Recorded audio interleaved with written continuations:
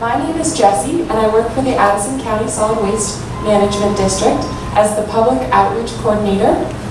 And I get to talk about one of my favorite topics, which is recycling right and doing a better job at it. So I'll be covering cleaning up your blue bin. And Elizabeth, my colleague. Classic. I'm Elizabeth. I am the Waste Diversion Program Assistant here through the AmeriCorps at the Solid Waste District, and I will be talking after Jesse's presentation about recycling, about composting. Awesome. Elizabeth, I just need the clicker from you.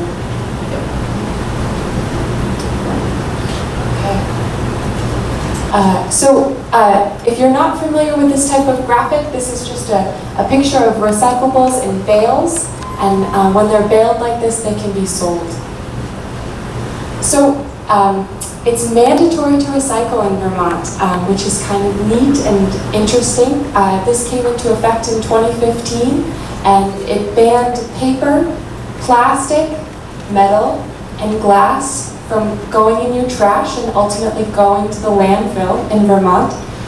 So there's some caveats to that. Not everything that's plastic can be recycled, so we'll cover what it looks like to do plastic recycling right.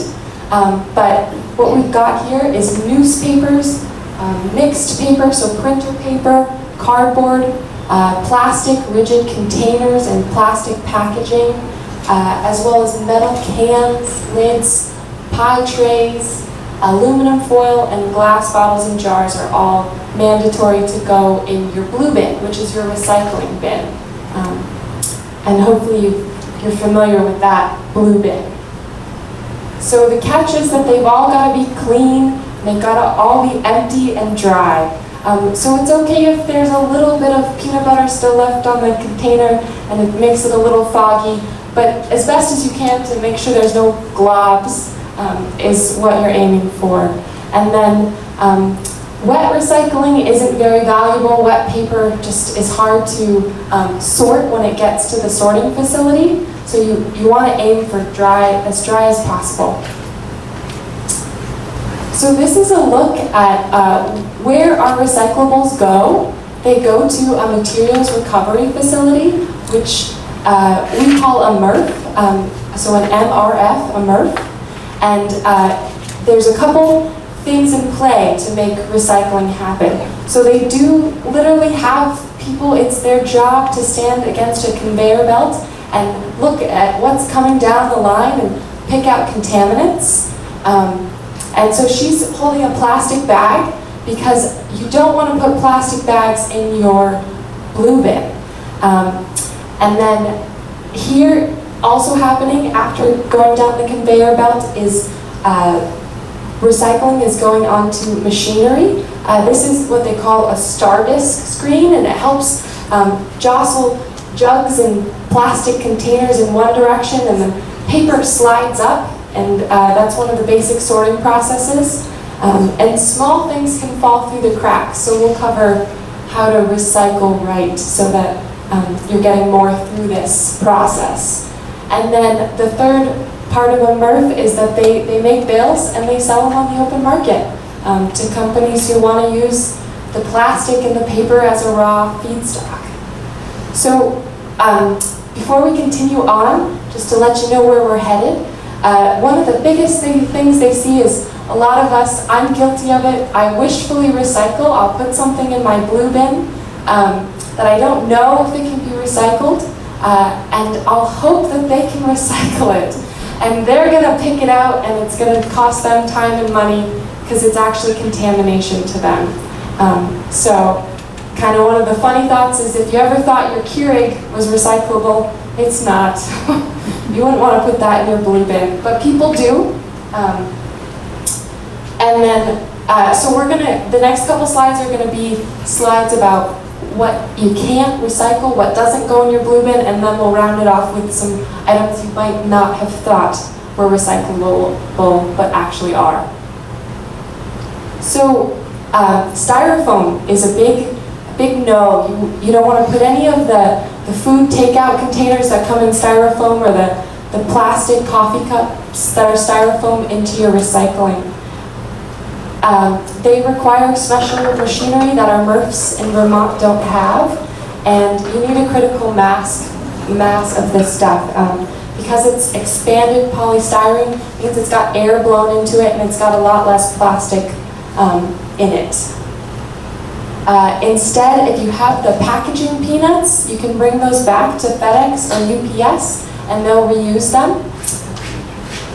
Otherwise, styrofoam is trash. And actually, if you're keeping up with the news in Vermont, this might just be banned by next year as in our restaurants. So that's kind of exciting. The next no is plastic bags and filmy plastic. So thin, movable plastic is not supposed to go in your blue bin. But there are other options for some of it. So the big problem with these is that they tangle in the machinery at a MRF, and we've got a great graphic of that. So instead, we encourage you to keep your recyclables loose. Don't line your recycling bin, and if you do line it, just when you go out to take your recyclables kind of down the hall to the toter that where everybody dumps theirs, you can dump it out, but keep the bag out. Reuse the bag or throw it in the trash. Or you can put your recyclables in a paper bag. The other option, if you're out and about, you could take some of your plastic bags can go back to the grocery store, certainly the ones that you get at the checkout, or the produce ones if they're clean. And we have a list of those that we can give to you. There's a number of bags that product overwrap is recyclable in this program. And we also take them at the transfer station right down the road. And then of course, even better, our favorite that we like to tote, as a pun, tote, is reusable bags or tote bags. So this is a look at what it looks like when a lot of plastic bags go into everybody's blue bins. They get all tangled up into the star disc screen, and they have to shut down the operation. So all the workers go on break, and a few people in hard hats with box cutters take some time out, and they have to go cut it out of the machinery. So if you can imagine in bigger metropolitan areas, this is a pretty big issue because people commonly want to recycle the plastic that's in their hands, the bag. Yeah, big reason to not recycle. What is the situation with biodegradable plastic bags? I think we'll cover those in the composting portion. Yeah. But don't put them in your blue bin. And this also goes for rope and string. That's also a tangler, as they call them. And clothing will get knotted right around these as they're spinning. Another big no is liquid cartons and cups. So I have roommates at my apartment situation that all think that the brown paper cup is recyclable. So I'm always getting on to them about not putting that in the recycling bin. And that's because all of these here, we've got the carton that a milk can come in, the ice cream container, and the veggie broth container. They're all multi-layered packaging. And they're not just made of paper, they've often got like an aluminum layer and a plastic layer, and that's to keep the odors in and the freshness sealed in there, as well as the liquid in there. And a MRF can't separate these layers, so they're neither paper nor plastic, and simply they're just trash. Excuse me, what is this filmy paper that most of our bills come in? Yeah, so that's a little bit of plastic on the envelope, and you can put that in your recycling bin. That level of contamination is acceptable. In the paper? In the paper, yep. Good. This is just a diagram of kind of what it looks like if you kind of could dissect a carton. It's got these layers helping with stability and liquid and odor and light that make it not recyclable. Another big no is small items. So we've got if you can see it, there's a plastic fork here, there's a couple bottle caps, and a straw. These items, when they get to a MRF, they just fall through the star disc cracks, and they'll get swept up and put in the trash, because there's really not enough here to sort through. What about small pill bottles? Oh, my understanding is that those are trash as well. And we'll get to a little bit more on that. So, this is what Elizabeth just referenced. It's that we have a two-inch rule for recycling in Vermont, and that's to say that an item, in order for it to get through the process and get properly sorted and recycled, it's got to be at least 2 inches in 2 dimensions. So the fork, while it's 2 inches tall or long, it's not 2 inches thick, so it's going to slip right through. So if you've got a large pill bottle that's got that 2 inches in width, you can recycle that.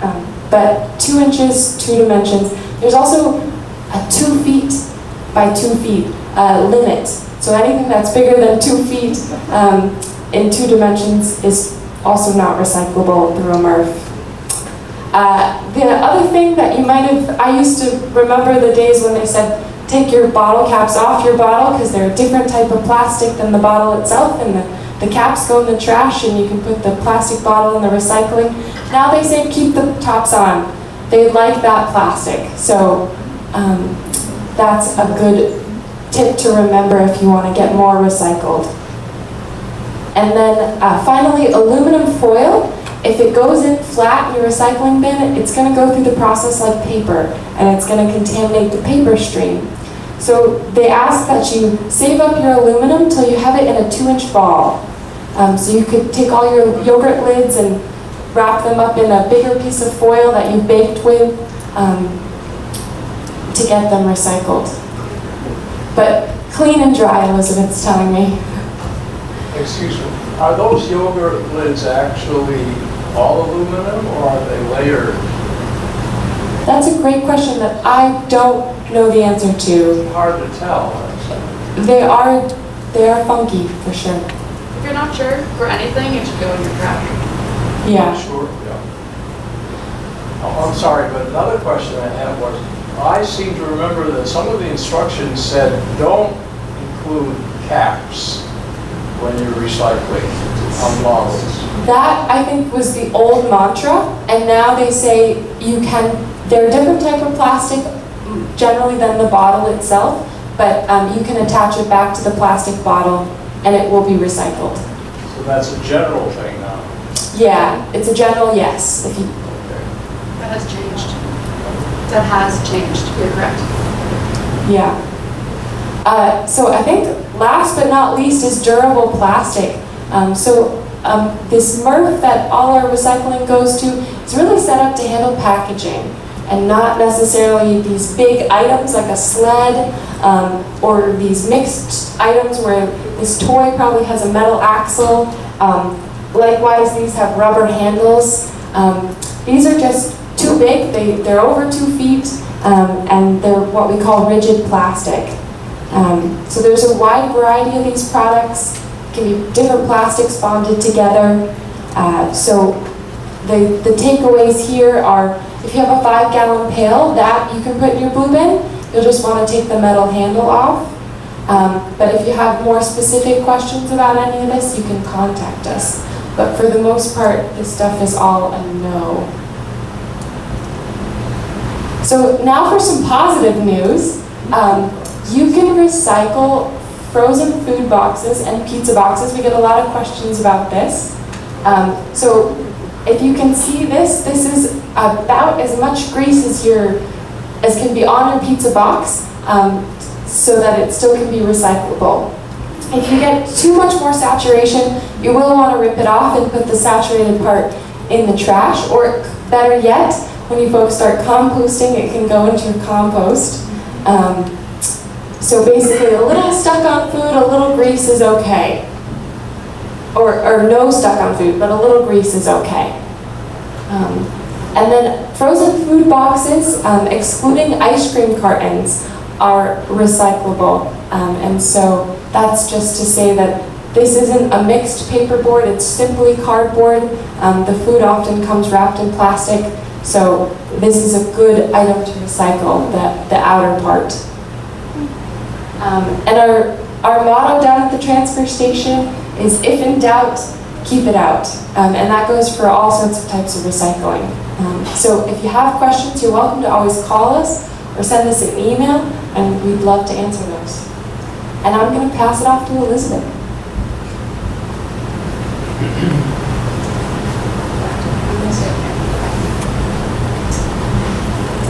All right. Any other burning recycling questions before we move into composting? Yes.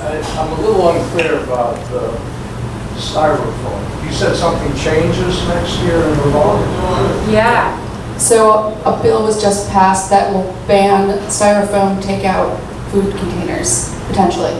Completely ban them. So, yeah, food will not be allowed to be served in those. But there's other types of styrofoam that will still exist, like meat trays, packaging peanuts.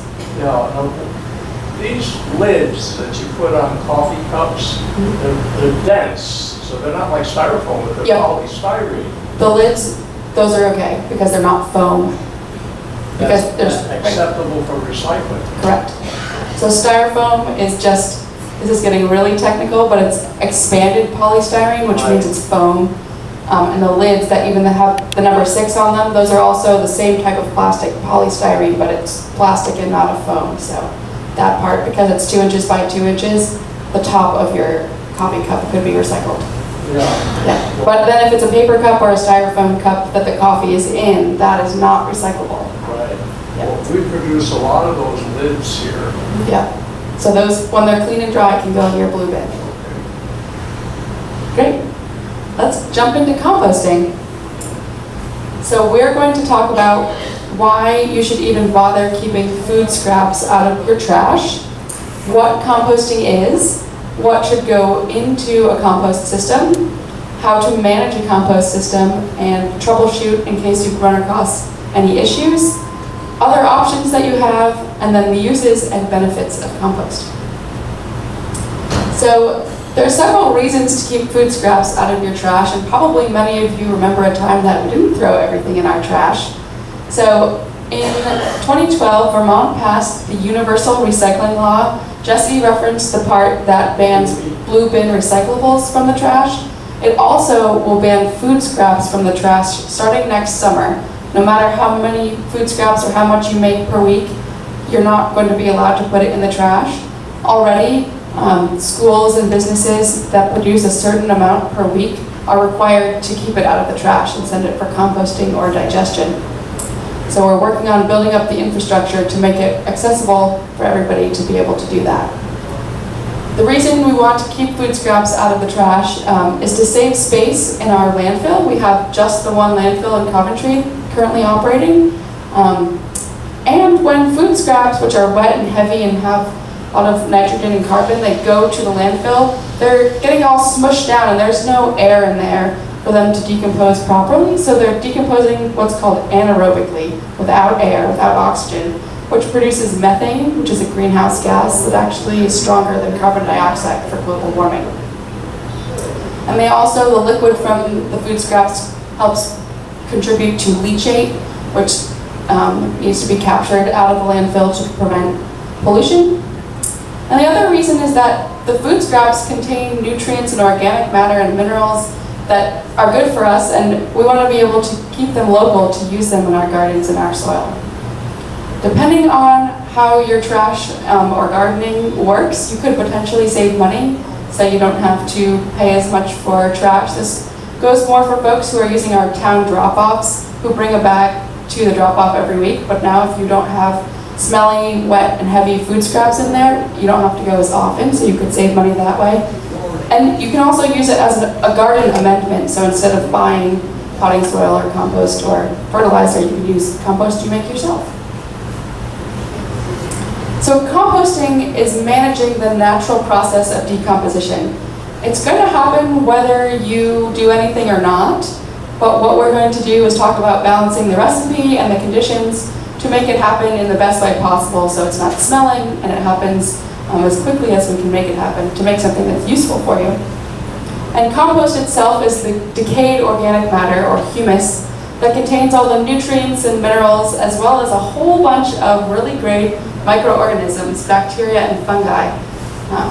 So just in a handful of compost, you'll have billions of microscopic organisms that do some great work, both decomposing the food scraps and in the soil, helping your plants get the nutrients that they need.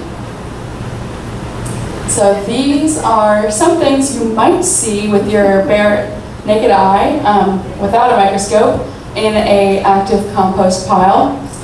And when we ask people what do they think does the most decomposition work, we usually get the answer that they think it's worms. But actually, the first step is mostly the bacteria and fungi. They do most of the decomposition work. And then there's a whole great complicated food web between the rest of these critters that eat each other, and the bacteria and the fungi, to do more decomposition. So a couple things you'll want to think about if you're going to start a compost system. One is, where are you going to put it?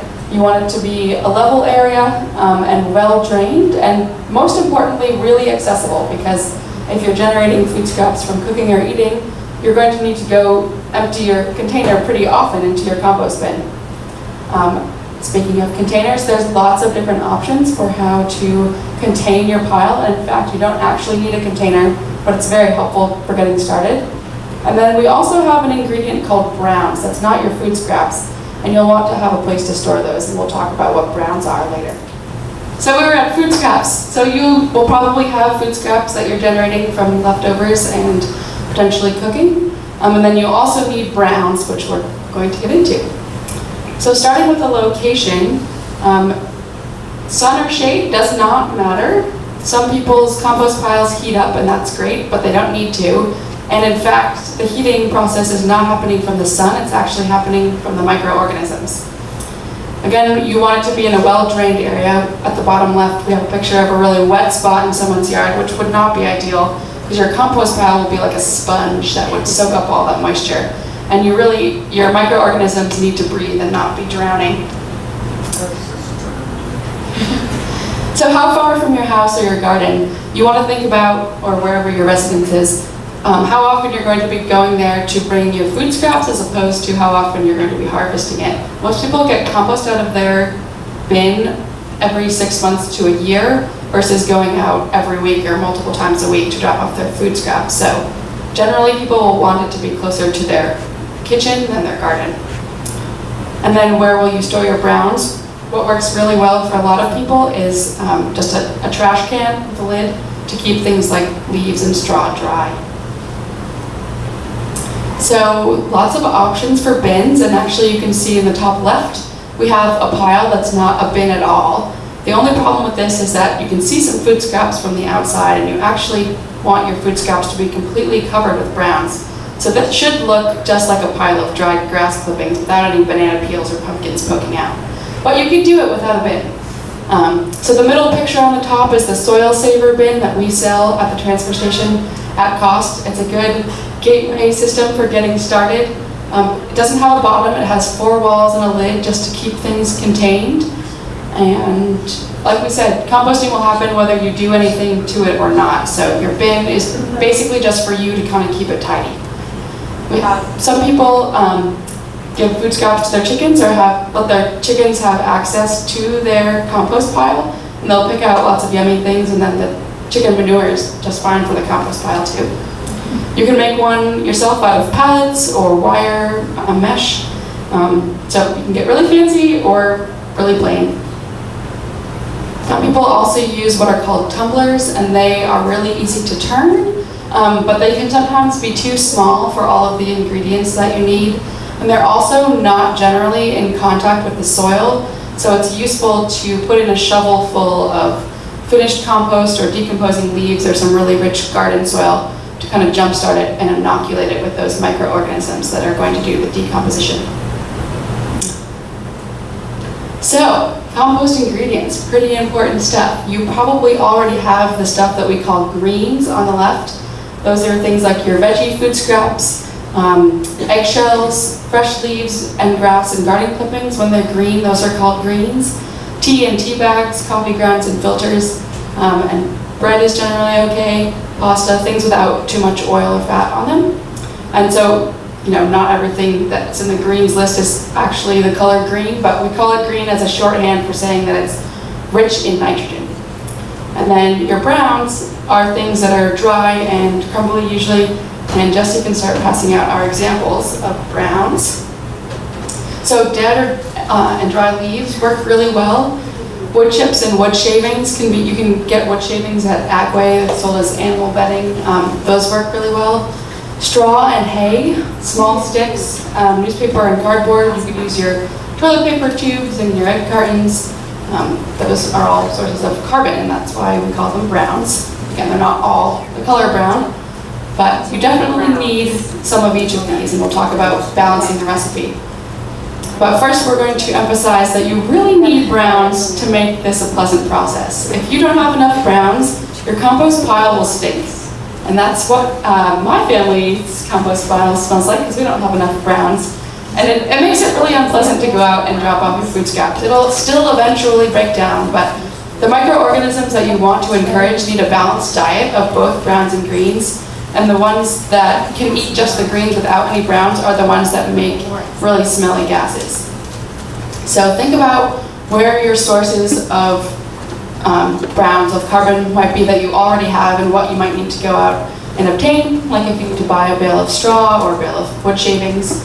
And then the other thing is that having a diversity of different types is really helpful. If you're getting to see the bags that are being passed around, things like sunflower stalks that are stiff and hollow can create nice air spaces in the pile, whereas things like straw that are a little bit more quickly broken down are very accessible to the microorganisms. So it's kind of like having diversity in our diets. Diversity in the diets for the microorganisms helps them get what they need at different times. And then also add structure to the pile by having things that take longer to break down so it doesn't get all compacted, and things that can open up air spaces, because like us, the microorganisms that are doing the decomposition need to breathe. So someone earlier asked a question about meat and bones, and those things you'll want to keep out of a home composting system. That's not because they won't break down eventually. It's just because they take longer to break down, and in the meantime, they smell really good to critters like raccoons and squirrels and other things, even bears, which we don't get a lot of, but you could. So you'll want to keep them out of your home compost pile in a small system. Yes? How about cheese? Yeah, cheese is another one that smells really good to critters and takes longer to break down. So a small amount of cheese on a piece of bread maybe would be okay, but you're not going to want to put a whole block of cheese that went bad into your compost pile. They will break down eventually, and we can take them in commercial compost systems that heat up really quickly and break things down more quickly, and we'll talk about. So that brings us to the options you have. So residents can take food scraps of all kinds, including the meat, bones, fish, and cheese, and dairy, to all of the town drop-offs in Addison County. Some haulers in our area also collect food scraps, like draft trash pictured here. We take them at the Middlebury transfer station for free from residents. And then finally, we have brought with us a green cone solar digester, which is your home option for dealing with food scraps.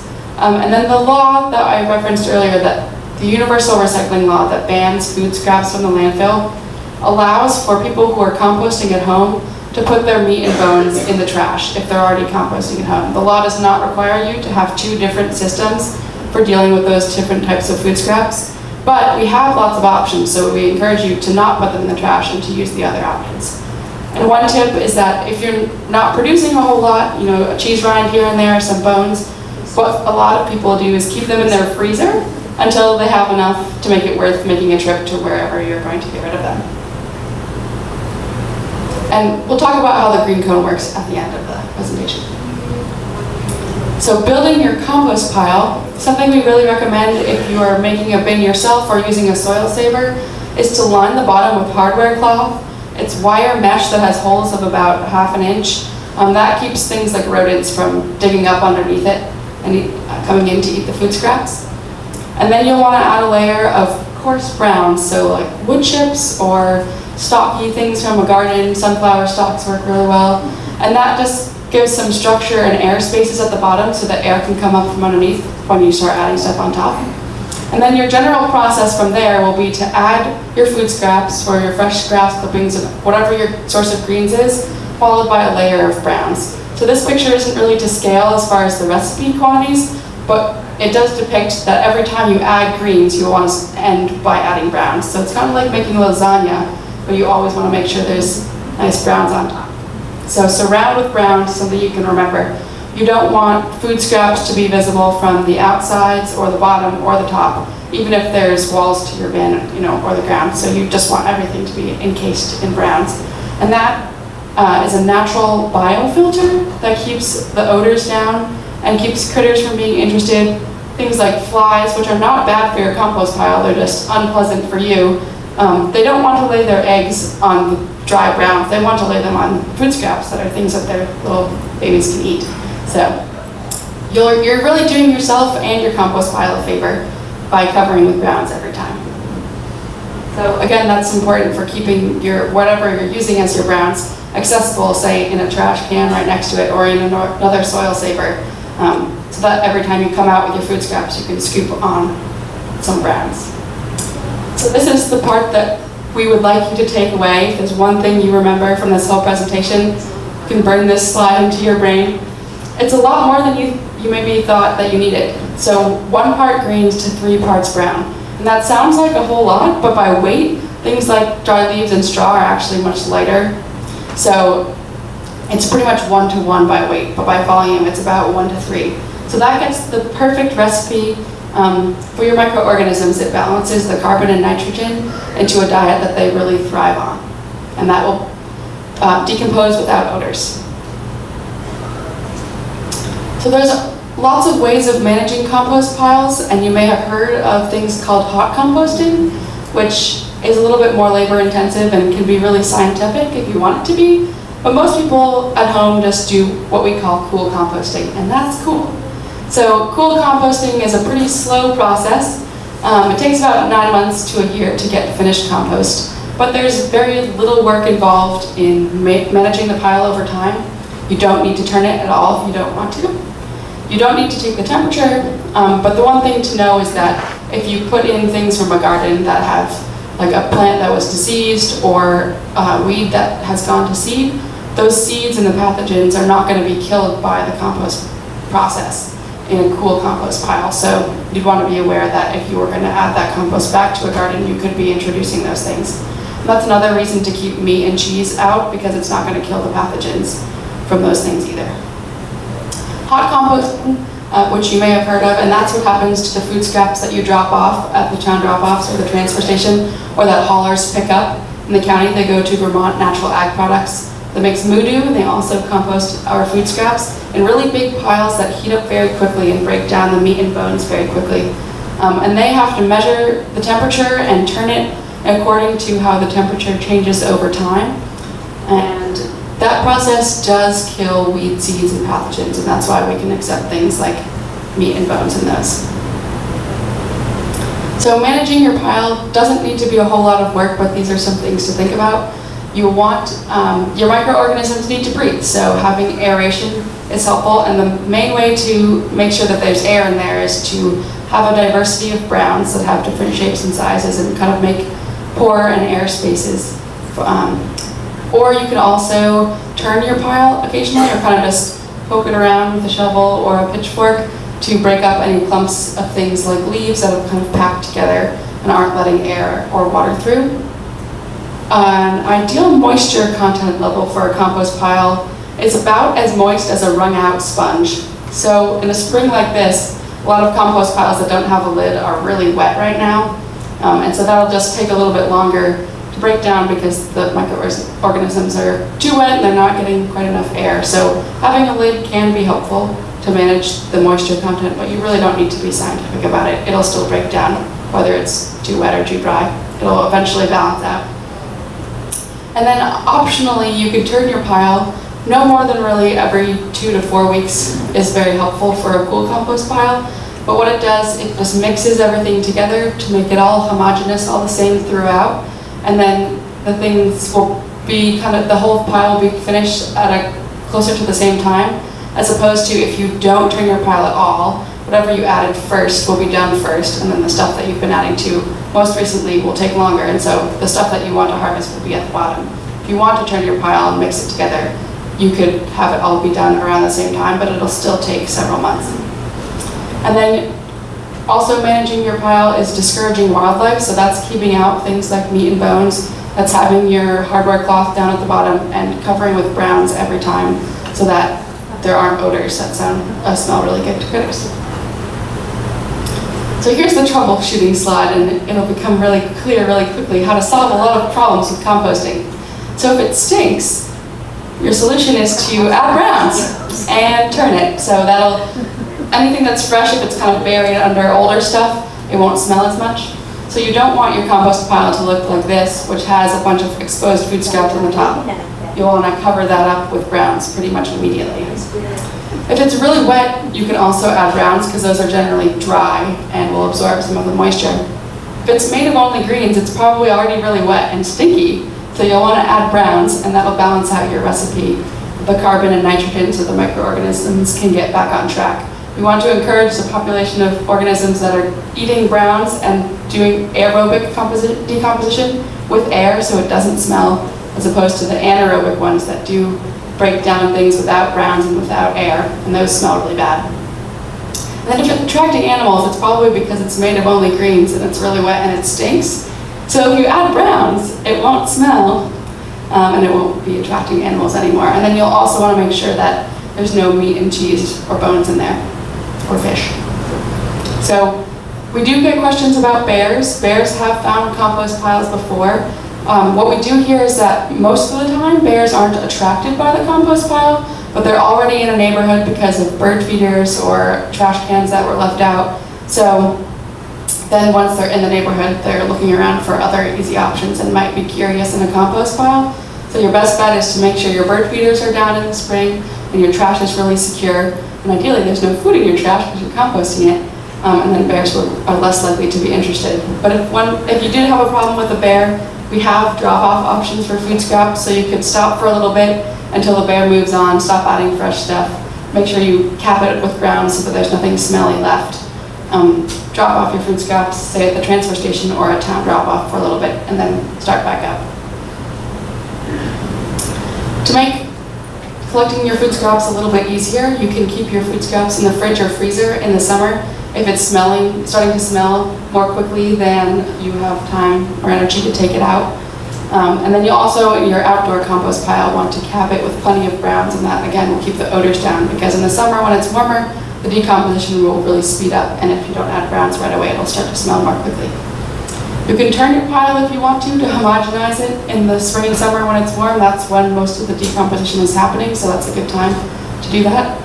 And then also to make your life a little bit easier, if you have a kitchen collector or a yogurt container or whatever you're using, you can line it with newspaper. I take a page of the 7 days going this way and a page going that way, and I just push them in. You could also fold up into like a giant paper cup, and it's not waterproof obviously, but it keeps stuff from sticking to the sides, and then you can just dump the whole thing, newspaper and all, into the pile, because the newspaper is a source of carbon, source of browns. So that really helps with cleanup, and I actually don't even have to clean my kitchen collector every time I dump it out, because it just peels right off the newspaper. Yeah. Would that method also work kind of as your own little mini composter? If you tend to build up food scraps, put a layer of food scraps in, another layer 7 days, more food scraps, another layer 7 days. That's not going to be enough carbon to keep it from smelling, and it's not going to really compost in your kitchen. You need the 3-to-1 ratio to make it really not smell. So it would be tough to achieve that in a small container. That might help towards the browns addition. Yeah. So definitely adding browns to your collector, whatever you're using in your kitchen, is helpful for getting that ratio in the end. And something that some people do in the summer in their own containers inside is put sawdust or wood shavings on top in the kitchen collector. That's not so bulky, but it definitely caps it and keeps things like fruit flies from being as much of a problem, and helps keep the odors down as well. Because while it's in here without browns, it's doing anaerobic decomposition. It's getting smelly. It's basically a compost pile without browns. So it's not going to smell great after a little while.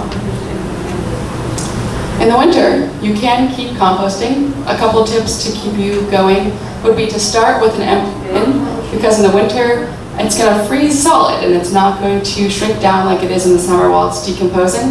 So having an empty bin in the fall will allow you to have enough room to add your ingredients throughout the winter. Other things that you'll want to save carbon in the fall, if you can rake leaves or get some hay or straw from a farmer or something. A lot of browns become very easily accessible in the fall as things are dying and drying out. You'll want to keep making layers all winter, even while it's frozen solid, because while it's not going to smell when it's frozen, it is going to smell when it warms up, so you'll want to make sure your recipe is all set to go for when it warms up again in the spring. And your pile will freeze, that's totally okay. It actually will do sort of a physical decomposition. The freezing and thawing breaks stuff down. If you can imagine when you take vegetables out of the freezer and they're all mushy, that's basically what's happening to your compost pile. So it does some of the work for those microorganisms before they warm back up. And you can also let your food scraps freeze before you add them to your compost pile. So I have one of these 5-gallon containers in my apartment building's trash and recycling shed, and me and all my neighbors add our food scraps to it. And then I can let it freeze and just sit there for several weeks in the winter if I want to before I have to deal with it because it's frozen. So that's another way. If you're getting cold or lazy in the winter like me, you can just let it sit there until you're ready to deal with it if it's really cold enough to be frozen. Or you can then take it to the town drop-off.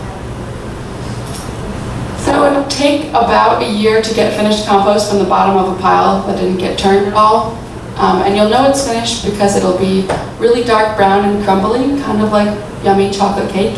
And we brought an example of vermicompost, which we'll talk about, but it looks similar to this, so it's really dark.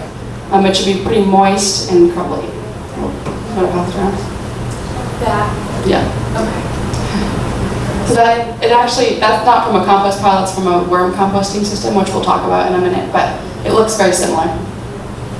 So if you didn't turn your pile at all, what you would want to do is scoop off the top approximately 2/3 or wherever that transition to the dark brown crumbly compost, finished compost, starts. Scoop that off and start a new pile with that because that's not finished compost quite yet. And then the part that's dark brown and kind of chunky, that'll be your finished compost, and you can use it as is, or if you don't like the chunks in it, you can rub it through a piece of hardware cloth or this like nursery tray, whatever works for you, or just break it up with your hands to make it a little finer to mix in with garden soil.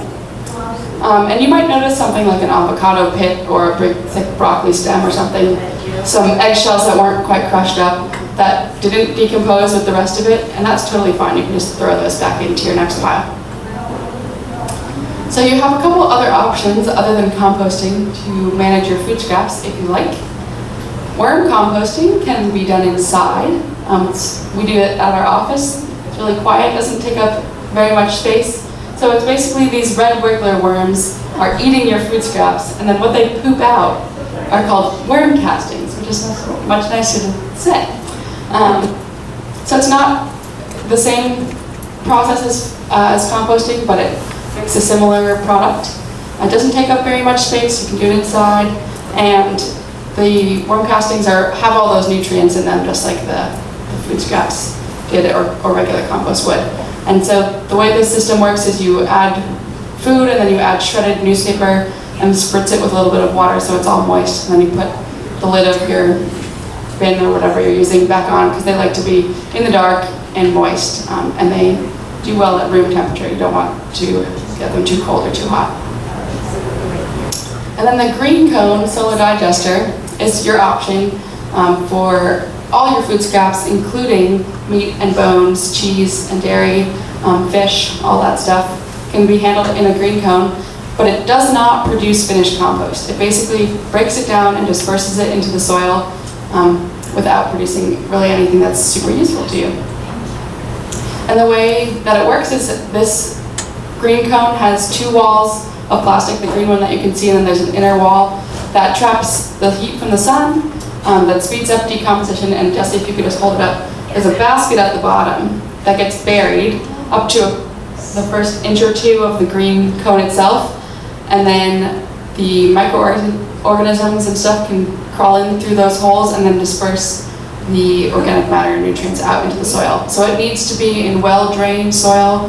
We have a demonstration one at the transfer station that is not in well-drained soil. It's basically a lake in there. So that's not going to work very well because there's no air if there's all full of water. So definitely you have to think about, if you have clay soil, adding some gravel around it or compost around it in a larger hole than just what you need to get the basket into the ground so that you have drainage. And it can handle pet waste. So dog or cat poop can go in there without no kitty litter, no like biodegradable bags that you might be putting dog poop in, but it can handle that. And the only caveat there is that we can't guarantee that it kills the pathogens in that waste. So you would not want to put this in a veggie garden if you're going to put in pet waste. But otherwise it can go anywhere there's a sunny spot that has good drainage. So it'll provide some nutrients to your garden, not the same as you adding compost where you want it, but it does disperse it out into the soil. Any questions about the green cone while we're here? It's pretty exciting that it can handle all the meat and bones and stuff. It can do, they say, about 11 pounds a week, so that's only a couple people's worth of food scraps depending on your eating habits. So you might need more than one if you're going to try to do a large amount of those things. Basically, you don't want the level of food in there to build up past the level of the soil, because it should be able to continue to break down below there. So using your compost, you can use it when you're transplanting plants you've already started by putting some compost in the bottom of the hole. You can use it as a mulch when you're, before you add sort of like bark mulch or something, you could just add it to the surface of the soil. You can also just mix it into garden soil that you're making for a potting mix. And then some people get all fancy and put it in some cheesecloth or something and soak it in water to make a compost tea. Lots of cool things you can do with compost, and if you just Google uses of compost, you'll get pretty far. So benefits of compost are never ending, but here's a short list.